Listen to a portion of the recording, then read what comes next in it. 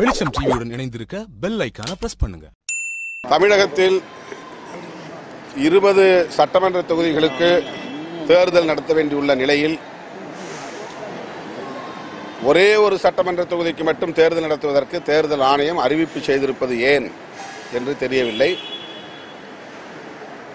தேர்தல் ஆணையம் சுதந்திரமாக செயல்படவில்லை என்பது இதிலிருந்து தெரிய வருகிறது. அரசியல் உள்நோக்கத்தோடு இந்த நிலைப்பாட்டை தேர்தல் ஆணையம் மேற்கொண்டிருப்பது பட்டவர்த்தனமாக தெரிகிறது. தேர்தல் ஆணையம் சுதந்திரமாக இயங்க வேண்டும்.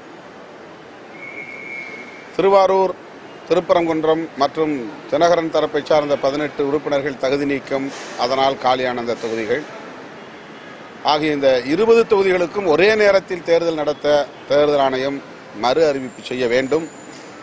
கஜா புயலால் பாதிக்கப்பட்டிருக்கிற நிலையில் மக்கள் அதிலிருந்து இன்னும் அந்த துயரத்திலிருந்து மீள முடியாமல் அல்லலுற்று கொண்டிருக்கிற சூழலில் திடுமென திருவாரூருக்கு மட்டும் தேர்தலை அறிவித்திருப்பது அதிர்ச்சி அளிக்கிறது.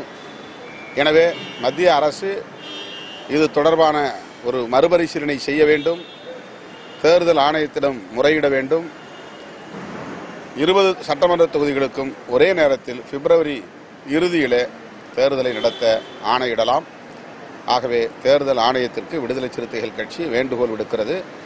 கஜா புயலில் பாதிக்கப்பட்ட திருவாரூர் மக்கள் மீண்டு வருவதற்கு ஒரு கால அவகாசம் தேவைப்படுகிறது. இப்போதுதான் மத்திய அரசு 1140 கோடி நிதி ஒதுக்கீடு செய்திருக்கிறது.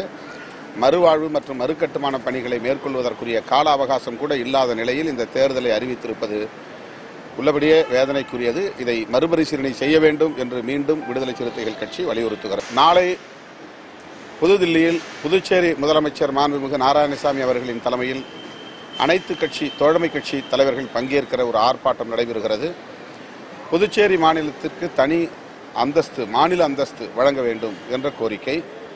அண்மையிலே உச்சநீதிமன்றத்தில் வெளியான ஒரு தீர்ப்பு, அந்த 3 நியமன உறுப்பினர்கள் செல்லுபடியாகும் என்று அளித்த தீர்ப்பு, யூனியன் பிரதேசங்களை எல்லாம் மத்திய அரசாங்கத்தின் சொத்து என்று அந்த தீர்ப்பிலே பதிவு செய்திருந்தார்கள். இது தன்னுடைய அதிகார வரம்புகளை மீறிய ஒரு கருத்து. உச்சநீதிமன்றம் அப்படி மத்திய அரசாங்கத்தினுடைய சொத்து என்று சொல்வதற்கு எந்த வகையிலும் அதிகாரம் படைத்த ஒரு அமைப்பு அல்ல. அது அந்த மாநிலத்தினுடைய தனித்தன்மையையும் பாதிக்க செய்கிறது. எனவே இதையெல்லாம் கண்டிக்கிற வகையிலும் மாநில அந்தஸ்து வழங்க வேண்டும் என்கிற வகையிலும் புதுவை முதலமைச்சர் திரு நாராயணசாமி அவர்களின் தலைமையில் தோழமை கட்சிகளின் ஆர்ப்பாட்டம் புதுதில்லியில் நடைபெறுகிறது. விடுதலை சிறுத்தைகளும் அதில் ஏராளமானவர்கள் பங்கேற்கிறோம். புதுச்சேரியிலிருந்து 100க்கும் மேற்பட்ட விடுதலை சிறுத்தைகள் புதுதில்லிக்கு வருகிறார்கள்.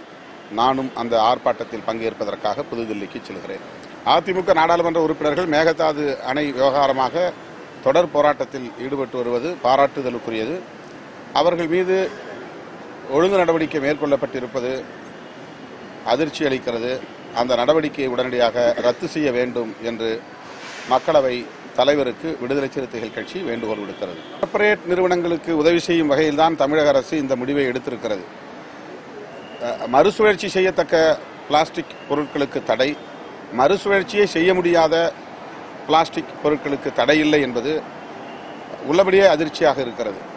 இது கார்ப்பரேட் நிறுவனங்களை ஊக்கப்படுத்த வேண்டும், அதை வலுப்படுத்த வேண்டும் என்கிற உள்நோக்கத்தோடு கார்ப்பரேட் நிறுவனங்களின் கட்டுப்பாட்டில் தமிழக அரசு இந்த முடிவை மேற்கொண்டிருப்பதாக தெரிகிறது. இதை விடுதலை சிறுத்தைகள் கட்சி வன்மையாக கண்டிக்கிறது. ஒட்டுமொத்தத்தில் பிளாஸ்டிக் உற்பத்திக்கு தடை விதித்தால் சரி, ஆனால் மறுசுழற்சி செய்வதற்கான வாய்ப்புள்ள பிளாஸ்டிக் பொருட்களுக்கு தடை விதித்துவிட்டு மறுசுழற்சி செய்யவே வாய்ப்பில்லாத பிளாஸ்டிக் பொருட்களுக்கு அனுமதி அளித்திருப்பது ஓரவஞ்சனையான நடவடிக்கையாகும். தமிழக அரசு இந்த நிலைப்பாட்டை மறுபரிசீலனை செய்ய வேண்டும்.